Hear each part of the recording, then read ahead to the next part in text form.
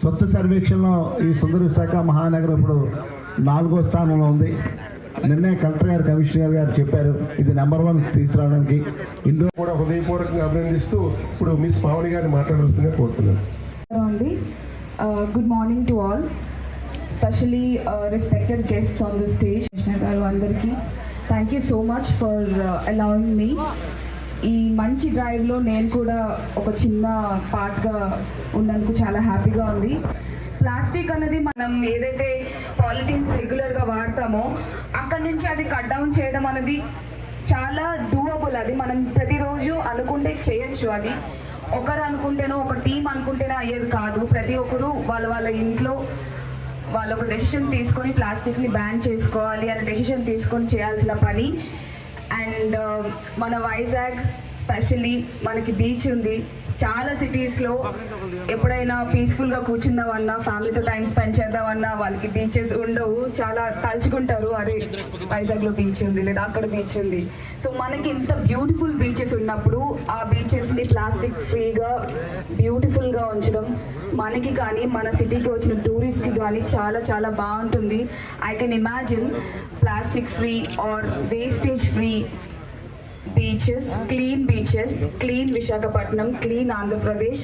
So ఈ యొక్క స్టెప్తో మనం అందరం స్టార్ట్ చేద్దాం. ప్రతి ఒక్క ఇంట్లో సింగిల్ యూస్ ప్లాస్టిక్ని బ్యాన్ చేద్దాం. Thank you so much for having me here and good day. Visakhapatnam ప్రజల తరఫున మీ అందరికీ ఫస్ట్ కృతజ్ఞతలు తెలియజేసుకుంటున్నాం. ముఖ్యంగా ప్లాస్టిక్ మీద మనందరికీ ఉండాల్సిన అవగాహన ఒకటి ఏంటంటే, మన జీవితంలో ప్లాస్టిక్ విడదీయలేనటువంటి బంధాన్ని ఏర్పాటు చేస్తుంది.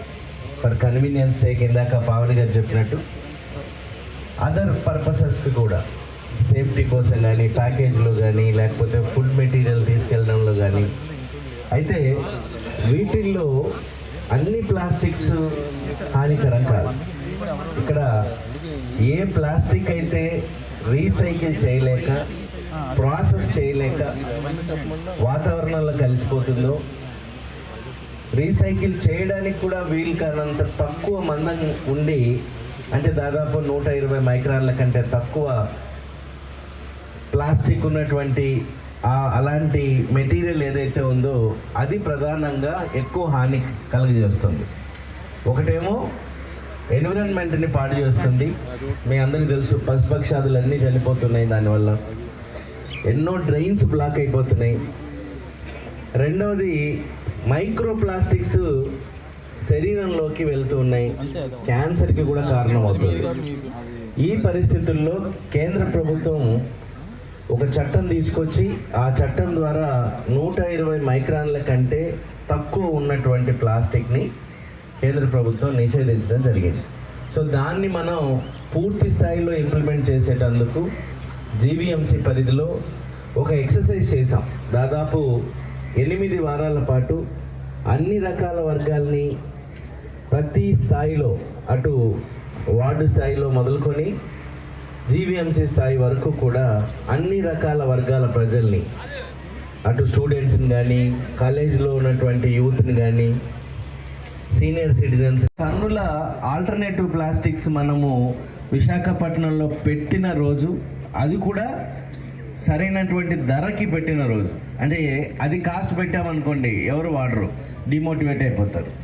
సో ఒకవైపు ప్రత్యామ్నాయ ప్లాస్టిక్ వస్తువుల యొక్క ధరల్ని తగ్గించి వారు 15 టన్స్ని ఉత్పత్తి చేసి విశాఖపట్నంలో అందుబాటులో పెట్టినప్పుడు మనం ఉపయోగించేటువంటి వారి యొక్క మెడ మీద కత్తి పెట్టి మనం ఏమైనా చేయగలం. అదర్వైజ్ ఈ మార్పు తీసుకురావడం సాధ్యం కాదు. సో ఆ దిశగా ప్రత్యామ్నాయ వస్తువులు తయారు చేసేటువంటి కంపెనీలు మన జిల్లాలో లేవు, పక్క జిల్లాలో ఉన్నాయి. పక్క జిల్లా కలెక్టర్ గారితో మన జిల్లా కలెక్టర్ గారు మాట్లాడి వారికి సరైనటువంటి రెట్రోఫిట్ చేసుకునేలాగా ఇండస్ట్రీస్ని, అదేవిధంగా పర్యావరణానికి, మనుషుల యొక్క ఆరోగ్యానికి హాని కలిగించినటువంటి డిగ్రేడబుల్ ప్లాస్టిక్స్, బయోడిగ్రేడబుల్ ప్లాస్టిక్స్ అంటారు, అవంతా కూడా కాంపోస్టబుల్ అయిపోతాయి.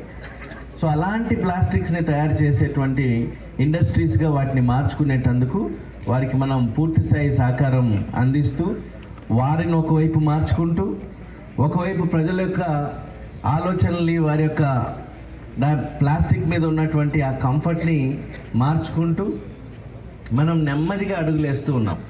మీ అందరికీ తెలుసు, రూల్ అనేది ఎప్పుడైనా సరే ఎప్పుడు ఇంప్లిమెంట్ అవుతుంది అంటే వెన్ ఇట్ ఈస్ ఫాలోడ్. మీ అందరికీ తెలుసు, బెంగళూరు లాంటి సిటీలో హెల్మెట్ లేకుండా పోవడానికి లేదు. మీరు ఒక జంక్షన్లో నిలబడితే 98% కాంప్లైన్స్ ఉంటుంది. బట్ ఇంకా మనం దాన్ని ఇంప్లిమెంట్ చేసేటప్పుడు ఆ ఇద్దరు కూడా తగ్గిపోతారు. స్ట్రిక్ట్గా ఎవడైనా సరే ఫైన్ వేస్తే ఆ ఇద్దరు కూడా తగ్గుతారు. సేమ్ ప్లాస్టిక్ కూడా వర్తిస్తుంది.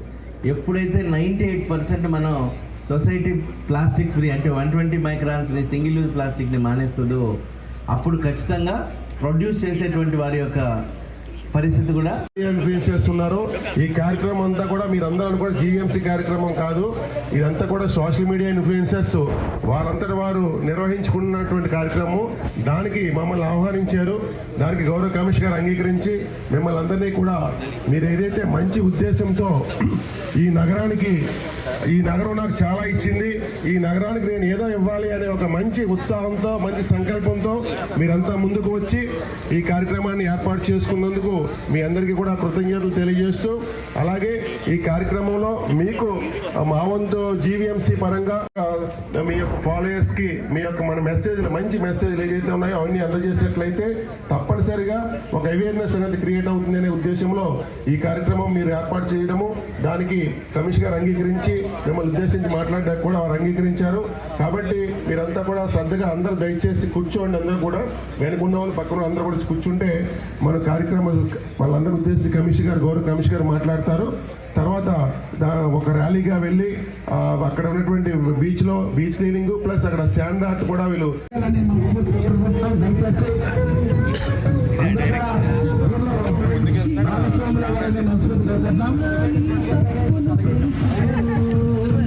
ప్లాస్టిక్ ప్రతి కూడా మనం చెప్పాలి.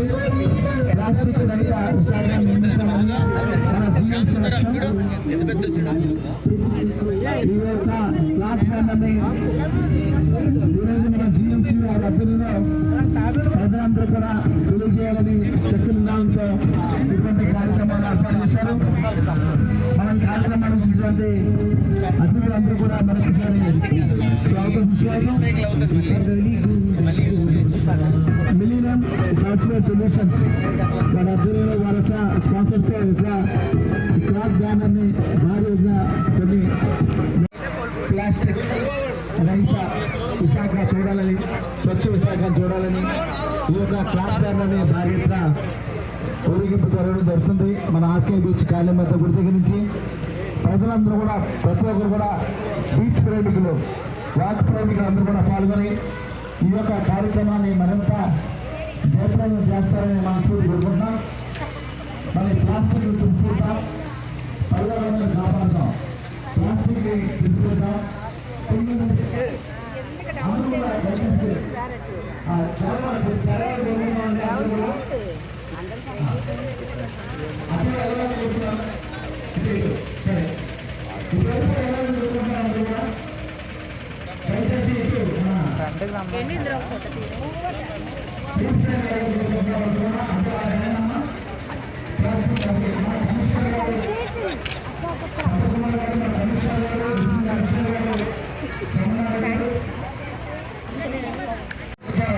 మనమందరం కూడా ఈ యొక్క చక్కని బ్యానర్ అంతా కూడా కొన్ని వందల మీటర్ పొడిగినటువంటి ఇంకా ఇప్పండి అలా మెల్లిగా అందరూ కూడా దయచేసి అందరూ కూడా మెల్లిగా నడవాలని మనస్ఫూర్తి కోరుకుంటున్నాం. మనం ప్లాస్టిక్ని వాడకూడదు నిలవంతున్న ఈ కార్యక్రమం సార్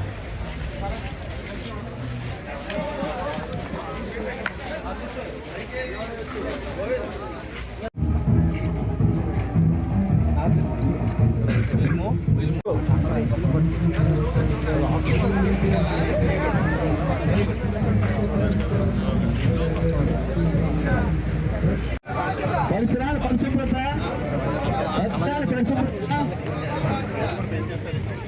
జీవీఎంసీ లక్ష్యం జీవీఎంసీ లక్ష్యం నిషేధిద్దాం. మన లక్ష్యం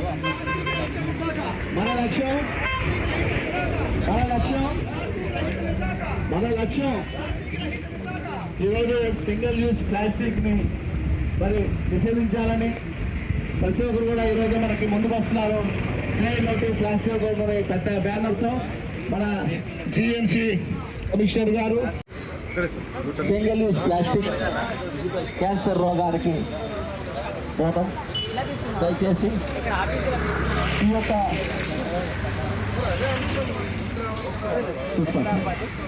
ఈ భారీ ఎత్తున క్లాత్ బ్యాగ్ బ్యానర్ని ఊరేగింపుగా తీసుకొస్తున్నాం.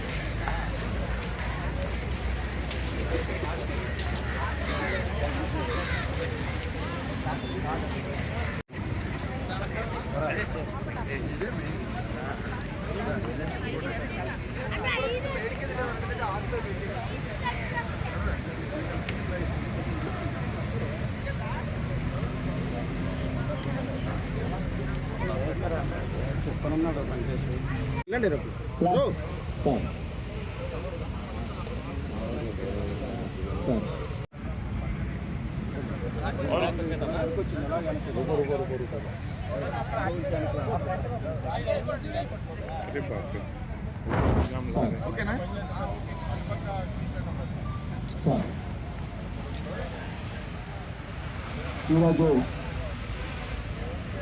ప్లాస్టిక్ ఫ్రీ అనే నియమంతో ఈ యొక్క బీచ్ ప్రాంతం కూడా పర్యావరణంతో ఉండాలని, ఆహ్లాద ఆరోగ్యంగా ఉండాలని ఉత్తర విశాఖ మహానగరంలో ప్లాస్టిక్ ఫ్రీగా ఉండాలని, ప్లాస్టిక్ ఫ్రీ నగరంగా ఉండాలని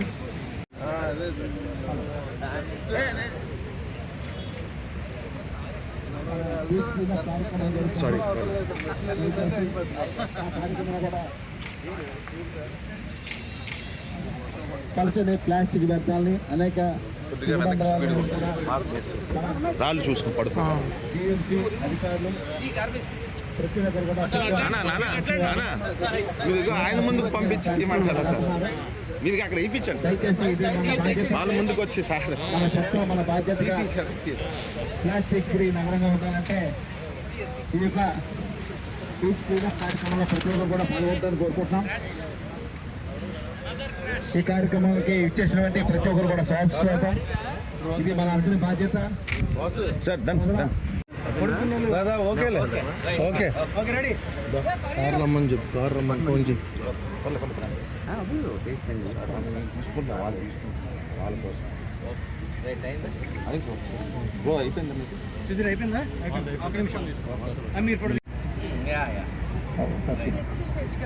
ఇలాంటి కార్యక్రమంలో పాల్గొనబట్టి మిలీనియం సాఫ్ట్వేర్ సొల్యూషన్ వారికి స్వతంత్ర భూమిని కాపాడాలని, సముద్ర జలచరాలను కాపాడాలని, మరి నిన్న కూడా పర్యావరణం మనం కాపాడాలని, సింగిల్ యూజ్ ప్లాస్టిక్ని విడనాడాలని, ఈరోజు పర్యావరణకు అనుకున్నటువంటి కప్పులు మనం వాడాలి. అందుకనే ఇక్కడ విచ్చేసిన ప్రతి ఒక్కరు కూడా ఈచ్ వాక్ ప్రేమికులు కూడా టీ తాగండి సార్, కప్పు తినండి సార్, ఎంతో ఆరోగ్యం.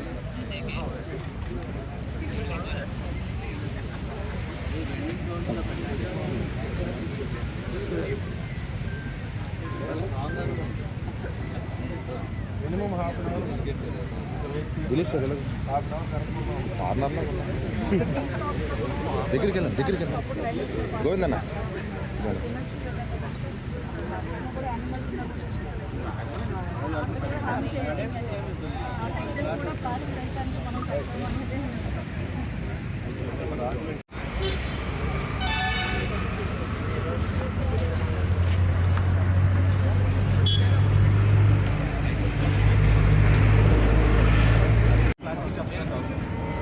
ఇందాక మాట్లాడుతున్నట్టు యాక్చువల్లీ ఆ పేపర్ క్లబ్స్లో కూడా పేపర్ క్లబ్లో కూడా చేయడం ప్లాస్టిక్.